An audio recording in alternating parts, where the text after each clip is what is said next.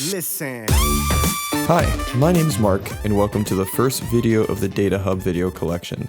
In this overview video, I'll cover some high-level details about Data Hub and tell you what to expect in upcoming videos. But before we dive deeper into Data Hub, let's talk about the Cloudera Data Platform. Cloudera Data Platform, or simply CDP, is Cloudera's new entry into the enterprise data cloud market. CDP Public Cloud consists of multiple experiences, each with its own unique set of capabilities. They're all connected by our shared data experience, also known as SDX, to provide common security and governance. Now back to Data Hub.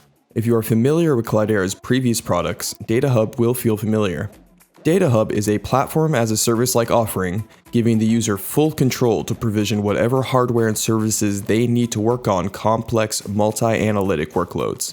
If you already have an application or workload running either on-prem or in one of the other CDP experiences, and you want to fine-tune the hardware and configuration to achieve the optimal performance, Data Hub is for you.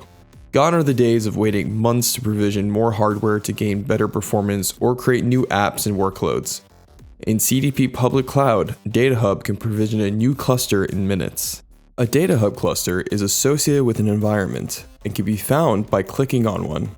You can also search through all the Data Hub clusters that exist in your account by going to the Data Hub Clusters tab. Clicking on a cluster takes us to a dashboard that provides information about the health and configuration of the cluster, as well as links to the services that run on it. Services will allow you to run Spark jobs, Hive queries, machine learning workloads, and more, depending on what combination of services you select. With single sign-on in Knox, you can go straight to the Cloudera Manager console without having to sign in again. In fact, you can access all of the services on this cluster without having to sign in multiple times.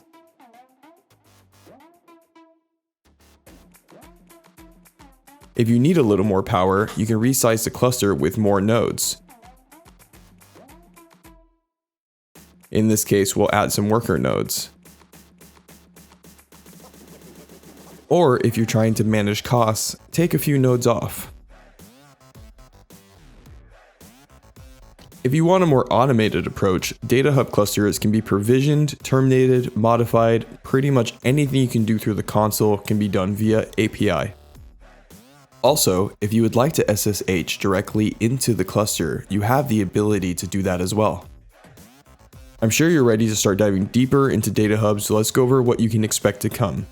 We'll cover how to create a Data Hub cluster with the basic settings. After that, we'll quickly cover some of the advanced configuration options that are available.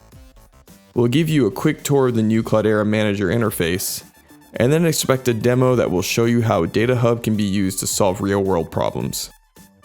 Let us know in the comments if there are any topics that you would like us to cover, and subscribe to be notified of our upcoming videos. Thanks for watching, and we'll see you next time.